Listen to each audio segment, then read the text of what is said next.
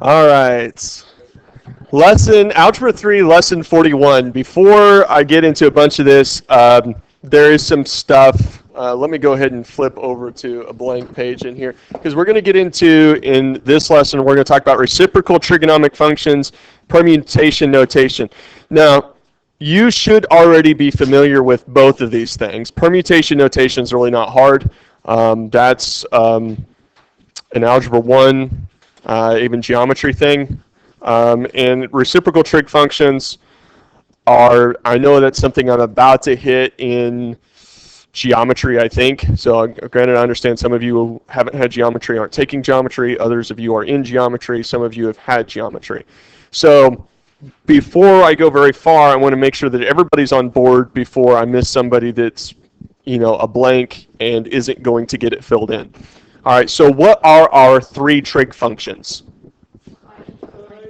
Sine, cosine, tangent. All right, now let's talk about each of these represent a ratio of something over something else. What does sine represent? What over what? Opposite over hypotenuse. Okay, what about cosine? Okay, Jason over hypotenuse. And I'm hearing really two voices, which doesn't fill me with confidence. Maybe opposite over adjacent. You are correct. You are correct. It can also be termed, what did you say? Sine over cosine. Okay, that's also, it's the same thing because sine represents opposite or the y-axis. It'd be y over x. But, all right, but today we're going to talk about reciprocal trig functions. And a reciprocal is just a fraction that's been flipped, right? So a reciprocal trig function to sine is cosecant, or CSC, cosecant. Okay? So the reciprocal trig function to sine is cosecant. Okay? So what is that going to be? What over what then? If it's a reciprocal trig function? Hypotenuse over opposite. Okay? So once we understand that, the rest of them are pretty easy. The only thing that we have to remember is what is the reciprocal trig function to which trig function. So the reciprocal trig function to cosine is secant, okay, or SEC, right, or the Southeast Conference. Okay. All right. So what then is the reciprocal? What is the ratio of secant? Hypotenuse over adjacent. Okay, and the reciprocal function to tangent is cotangent, or COT. All right, so in this case it is adjacent over opposite. Okay, so they're really not hard if you know what is reciprocal to what. So this is how I've remembered this. Now, I don't know that this is the easiest way to remember it. But notice that, this starts with a C, this starts with an S, right? Well, this starts with an S, and this starts with a C, right? So it's not S to S and C to C, okay? You have to remember that it's not that. It's the opposite. Now, the easy one to remember is tangent to cotangent, because they both have the word tangent in them. Okay, does that make some sense? All right, so the other two are like the opposite of making sense. Okay, it's opposite of what you would naturally assume. You would hope that it would be sine to secant and cosine to cosecant, but it's not.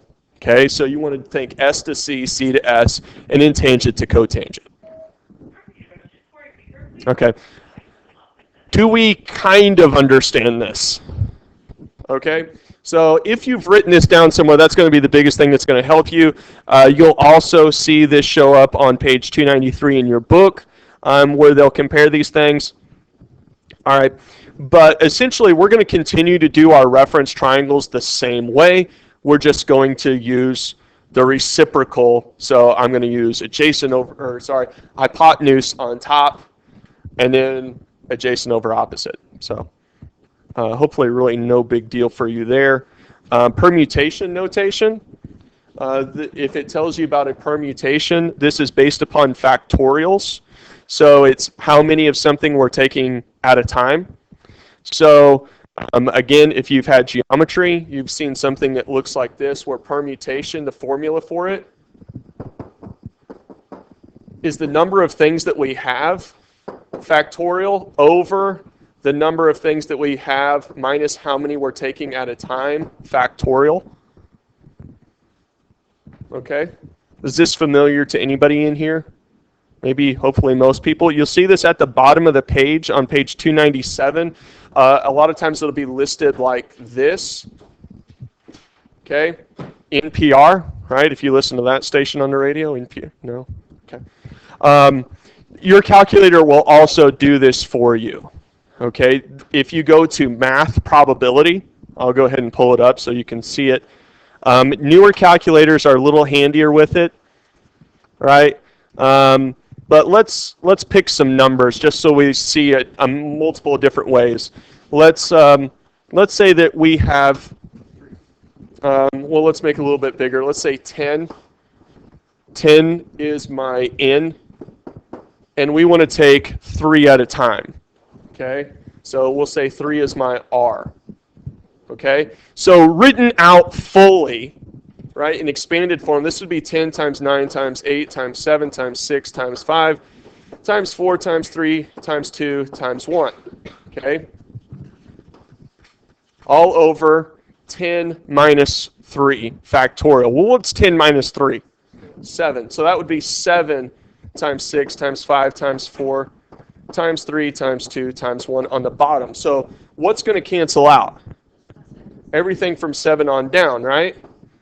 So my answer is going to be 10 times 9 times 8, or 10 times 9, which is 90. 90 times 8 is 720, right? So we can do that well enough without a calculator, correct? Okay, but let's see, just so I'm going to show you 2 different ways to do this in your calculator. One, there's kind of that old school method, which is I'm going to do 10 math probability.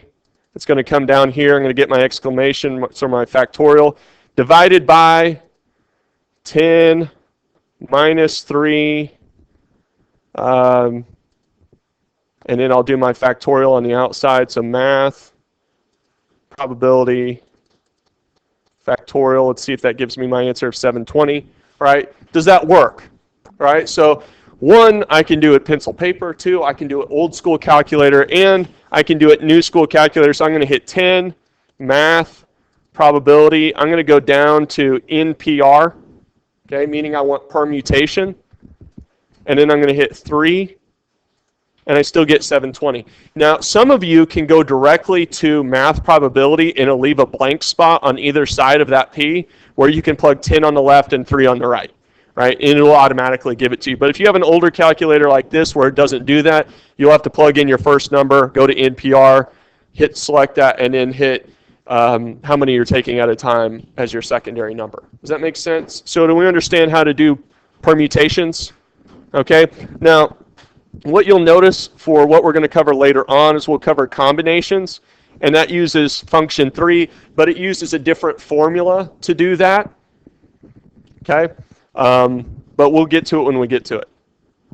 All right, so let's kind of, when combinations are on a test, you need to show me. You need to show me that that's what you're doing. All right, so 10p3, yes. Okay. All right, so let's kind of come back here. So for this first question, it's not quite getting into anything that we haven't done already. It says cosine 7 pi over 3 plus sine 13 pi over 6. What form is 7 pi over 3? It's radians.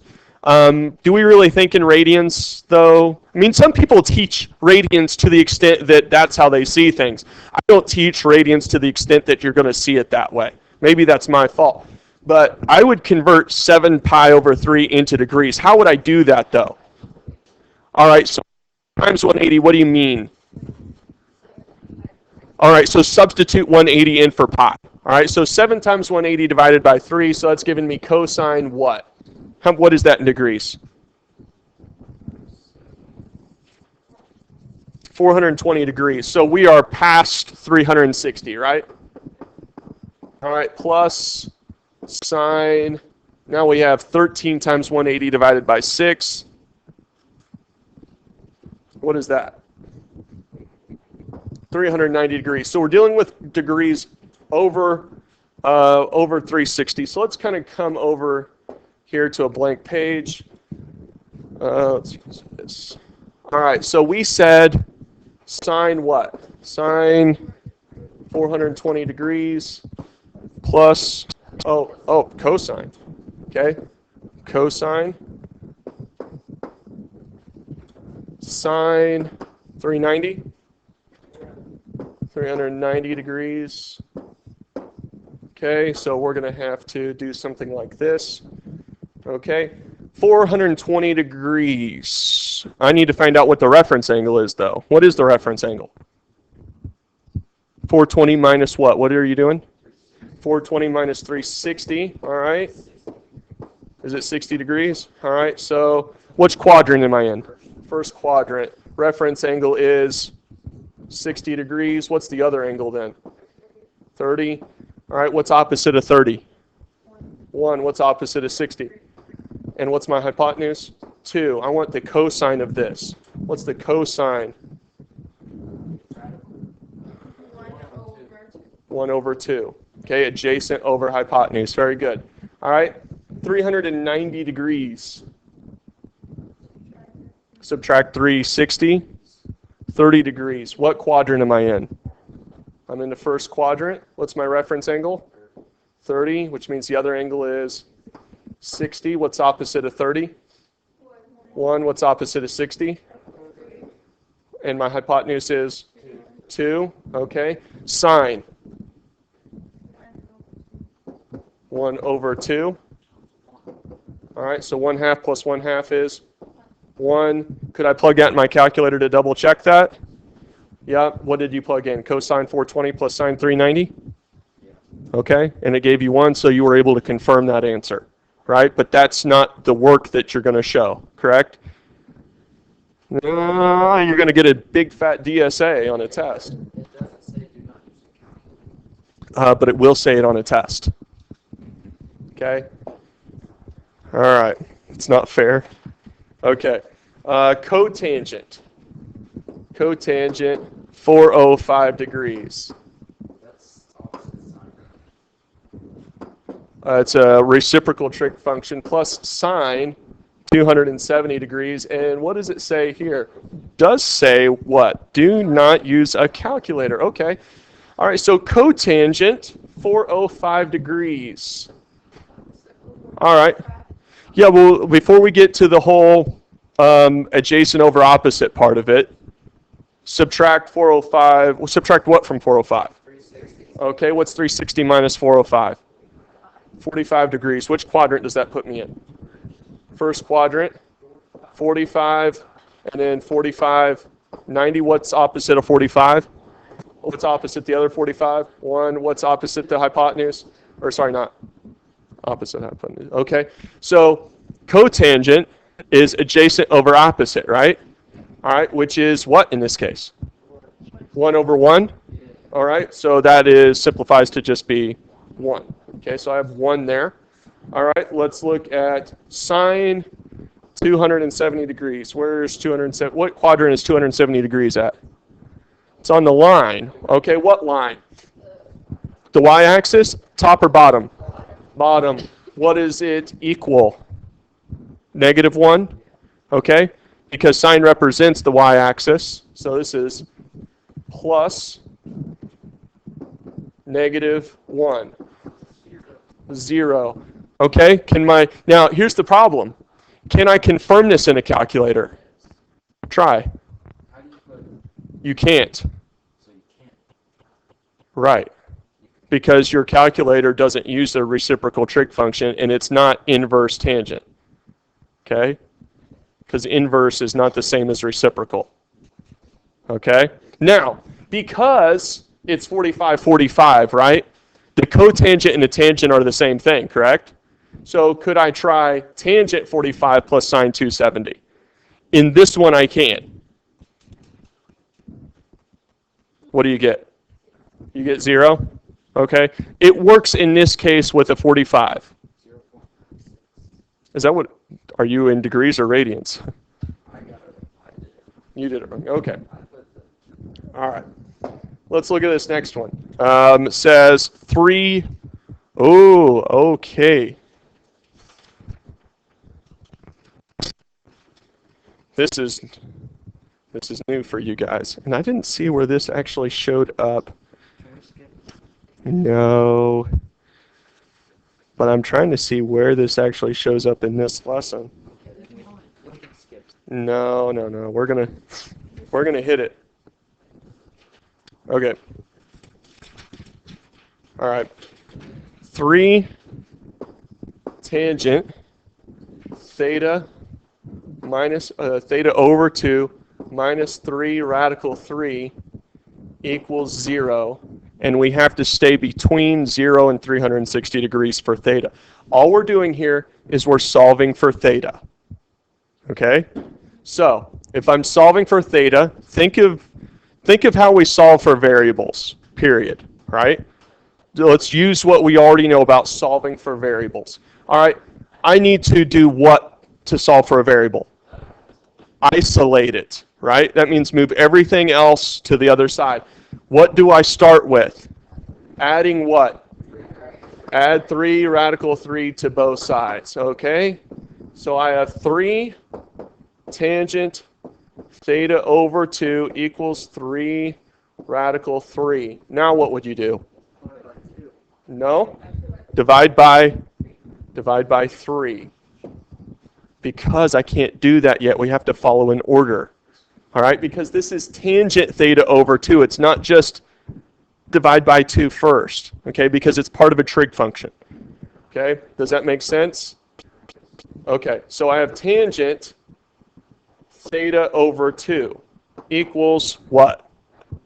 Equals radical 3. And we're going to be more specific because trig functions are ratios over 1. Okay, so now I'm going to come over here. Okay, and I want to know opposite over adjacent is radical 3 over 1. Okay, opposite over adjacent. Now these are positive numbers, right? So which quadrant should I be in? First quadrant. Okay. Radical 3 over 1 is opposite. So where is it going to go? Opposite my reference angle, right? Where's the 1 go? On the adjacent side, down here. So what is the hypotenuse? 2, because we're used to seeing, we understand that the reference triangle. So what is the degree of this? 60 degrees. Okay, so what we're saying then, okay, is that tangent theta over 2 equals 60 degrees, right? Really what we're saying is theta over 2 equals 60 degrees. I haven't solved for theta yet, though. Okay, how now I can do what? Now I can multiply by 2. All right, so what is theta? 120 degrees. Does this make sense? All right, so we understand the steps involved here. I think this really shows up more later on, but if you understand it today, it'll go so much quicker later whenever we really start hitting it hard. Okay? Okay. All right, let's look at another one here. Okay, number 4, it says cotangent squared 510 degrees minus sine squared. And we've already dealt with squared trig functions, right? You don't think so? All right, well, we're going to deal with it today. 405 degrees. Now, our first step is the same as what it was before, right? I'm going to put these on a coordinate plane, all 3 of them, and find their ratios, okay? So the first thing I do with the degrees is subtract 360 from them to find the reference angle, right? Okay, so 510 minus 360 is 150. All right, so which quadrant does that show up in? The second quadrant. All right, so if that's 150, what's the reference angle? 30. Good. Is this getting easier for you guys? It seems like it is. All right, so what's opposite to 30? Opposite to 60? Close. Negative. Good, because we want to look at location. Okay? All right, so before I move on, just so that it makes it easier as we go through the rest of this, cotangent is what? Adjacent over opposite. So what goes on top? Negative radical 3, right? Over 1. Now, because that's cotangent squared, we want to square it. Okay? What's negative radical 3 times negative radical 3? 3. Huh? You got it? All right. What's 1 times 1? I hope you're messing with me. All right. So my final answer here is 3. Does that make sense? Okay, good. All right. 420 minus 360 should give me that 60 again, right? All right. That's going in which quadrant? First quadrant. So 60, 30, 90. Okay, that's the easy one. 1, radical 3, and 2, just like that. Did anybody need help getting there? All right, we understood that. Okay, so we're looking for the sign of this, which is what? Opposite over hypotenuse. Radical 3 over 2. What do I want to do with it now? Square it. Okay, so radical 3 times radical 3 is, and 2 times 2 is 4. Okay, now do we see anything else I need to bring down? I need to bring down the subtraction sign. Okay, all right, now let's come over to cosecant 405. 45 is what's left. Okay, which quadrant? First. So they kind of start you off fairly easy with the first and second quadrant. We got 1, 1, and radical 2. Cosecant is reciprocal to which function? Sine. So we want hypotenuse over opposite, right? All right, which is radical 2 over 1. What do I want to do? Square it. Okay. 2 over just 2, right? 2. And anything I need to bring down? Plus sign. So I need 3 minus 3/4 plus 2. Plus 2. Give it to me as an improper fraction. 17/4. Impossible? No. One step at a time? Yes. Okay? But they're not really different steps, right? We've done this. We're just tweaking little things. Okay? All right. Now, number 5 is just like what we saw with number 3, except we're adding a reciprocal function, right? So it is 3 cotangent 2 theta, a little different there, minus 3 radical 3 equals 0, and we want to keep everything between 0 and 360. All right, first step, what do? I'm solving for theta. Add 3 radical 3. All right, good. Add 3 radical 3. So far, what do I have now?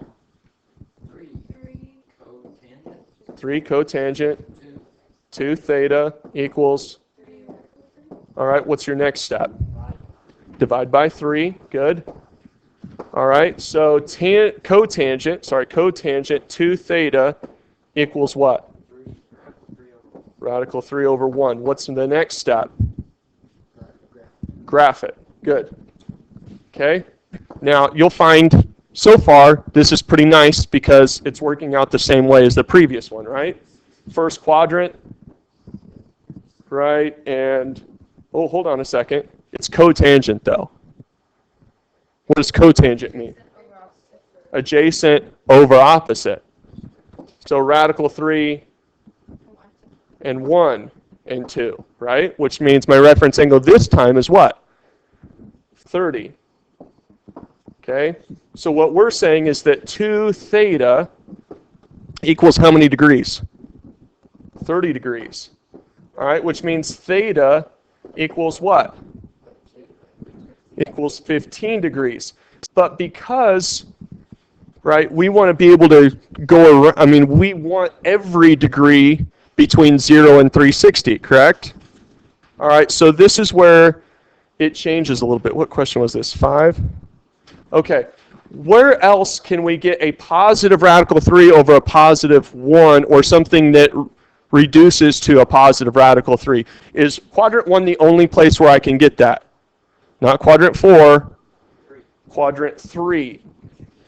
Because my negatives cancel out, right? Where I get a negative 1 and a negative radical 3, right? Where that's 30, 60, and 90. But what is the actual angle there? What's getting me there? It's 30 past 180. So really this next one would be what? 210 degrees. Okay? So the 2 theta there is 210. But what's the theta? Divide by 2, right? 105. Okay? Now, we're still between 0 and 360, right? Which means if I kept going around, I could get back to this spot again, right? That would be 390 degrees, correct? Well, what's 390 degrees divided by 2? What is it? 195? All right, well, I'm still less than 360. Could I keep going around to this other 210? All right, well, what is the actual angle measure there if I've gone around? What's 210 plus 360? Yep. 570? All right, but what's 570 divided by 2? 285. Now, if I wound up over here again, that would be 390 plus 360, right? All right, what's 390 plus 360? 750? All right, well, what's 750 divided by 2? 375. Can I include it? Why not? Because it's greater than 360. All right, so my answer is that theta equals these values down here. Okay, do we see the difference? What really changed this for us was the fact that here I'm dividing by 2, which means I can get more of them in, whereas the other one I was multiplying by 2, which means I got fewer of them in, right, in terms of getting between 0 and 360, okay? Do we understand this? Is this outside of what we can do? Okay, we can do this. Okay, great. All right, now we get into some permutation stuff. All right, this says by how much does 6 permutation 3 exceed 6 permutation 4? Yeah, you could actually do that. Or what I can do is 6 over, what's it, 6 minus 3, something like that. 6 minus 3, that's going to be 6 factorial over 3 factorial. Right, well, that's going to cancel out my 3, 2, and 1, leaving me with 6 times 5 times 4. 6 times 5 is 30. 30 times 4 is 120. If I come over here, I've got 6 factorial over 6 minus 4 factorial. Okay, which is giving me 6 factorial over, what, 2 factorial? What did you get for an answer? Okay, so I think this is where this is backwards. It should say, by how much does 6p4 exceed 6p3? So this is giving me, 6 times 5 times 4 times 3, which is really 120 times 3, which is 360.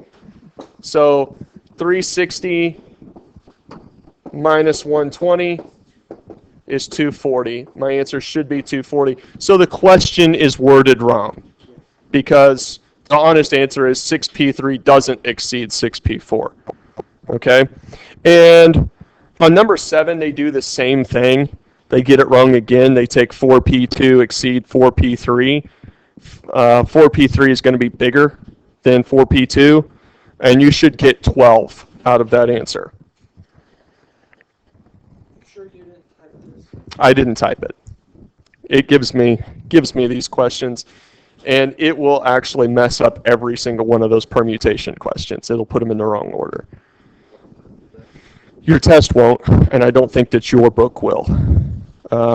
I'll see if I can find one. In fact, on in your book, like question 8, A and B, it doesn't even say exceed. It just wants to know what 10p4 is or 13p5. So you don't even have to worry about that. I don't know if I even see. Yeah. Anyway, all right, we're going to hit stop right there.